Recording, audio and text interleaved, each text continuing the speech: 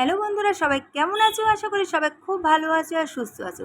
তো চলে এসেছি আজকে আর একটা ভিডিও নিয়ে। আশা করি আজকে ভিডিওটা তোমাদের ভালো লাগবে, কারণ আমি আজকে যেটা শেয়ার করবো সেটা সবারই ভালো লাগে।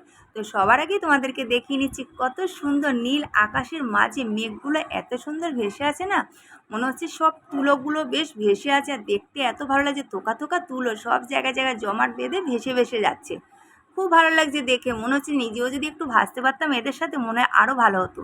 তারপরে চলে আসলাম আমার ছোট্ট ফুলের বাগানে। আজকে কারা কারা এসেছে অতিথি সেটাই তোমাদের সাথে শেয়ার করব। তো ফুল কার না ভালো লাগে বলো? আমার তো ভীষণ ভালো লাগে। সারাদিনে ক্লান্তি সব কিছু দূর হয়ে যায় এদের মাঝে আসলে পরে।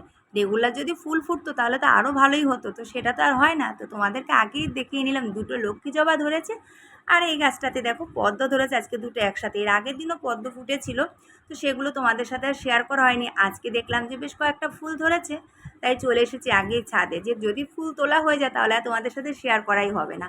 আমার মতো তোমাদের কার কার ভালো লাগে এত সুন্দর সবুজের মাঝে রং বেরঙের ফুল সব ফুটে থাকবে, সাদা নীল লাল পিঙ্ক সব কিছু মিলিয়ে কিন্তু দারুণ লাগে।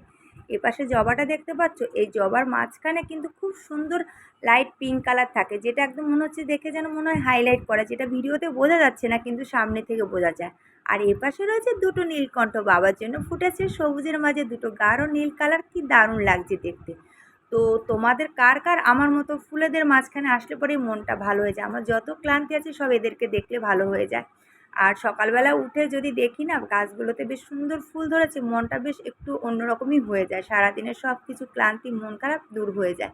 তো আমার আজকের এই ছোট্ট ভিডিওটা তোমাদের কেমন লাগলো অবশ্যই কমেন্টস করে জানিও। ভালো লাগলে একটা লাইক শেয়ার করে দিও, আর এরকম ভিডিও আর কার কারা দেখতে চাও অবশ্যই কমেন্ট বক্সে জানিও। তো চলো, সবাই ভালো থেকো।